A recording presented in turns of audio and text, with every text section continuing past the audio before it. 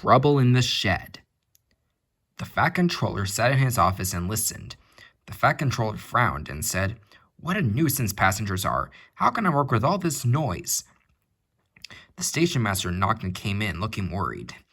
"There's trouble in the shed, sir. Henry is sulking. There's no train, and the passengers are saying this is a bad railway."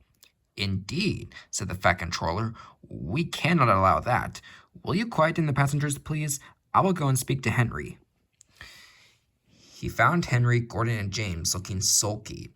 "Come along, Henry," he said. "It is time your train was ready." "Henry's not going," said Gordon rudely. "We won't shun like common tank engines. We are important tender engines. You fetch our coaches, and we will pull them. Tender engines don't shunt." And all three engines let off steam in a cheeky way. "Oh, indeed," said the Fat Controller severely. "We'll see about that. Engines on my railway do as they are told." He hurried away, climbed into his car, and drove to find Edward.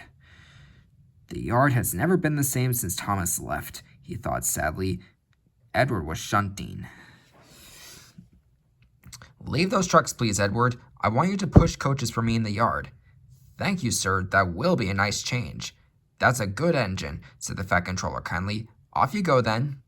So Edward found coaches for the three engines, and that day the trains ran as usual.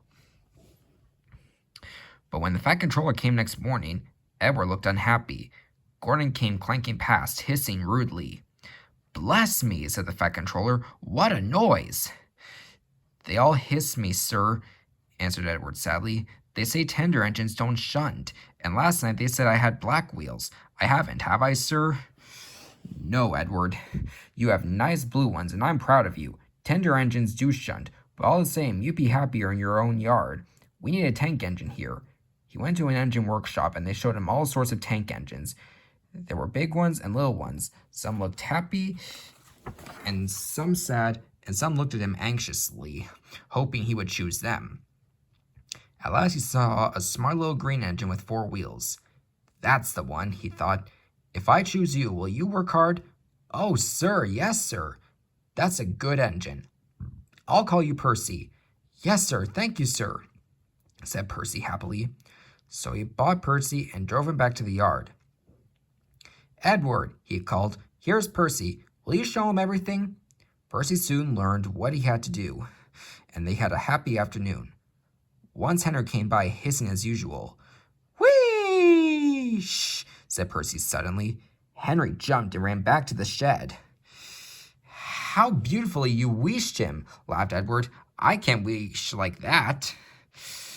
"Oh," said Percy modestly, "that's nothing. You should hear them in the workshop. You have to wheesh loudly to make yourself heard." Next morning, Thomas arrived.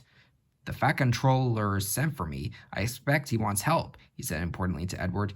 Shh, here he comes." "Well done, Thomas. You've been quick. Listen, Henry, Gordon, and James are sulking. They say they won't shun like common tank engines, so I have shut them up, and I want you both to run the line." "Common tank engines, indeed," snorted Thomas. "We'll show them." "And Percy here will help too," said the Fat Controller. "Oh, sir, yes, sir, please, sir," answered Percy excitedly. Edward and Thomas worked the line. Starting at opposite ends, they pulled the trains, whistling cheerfully to each other as they passed. Percy sometimes puffed along the branch line.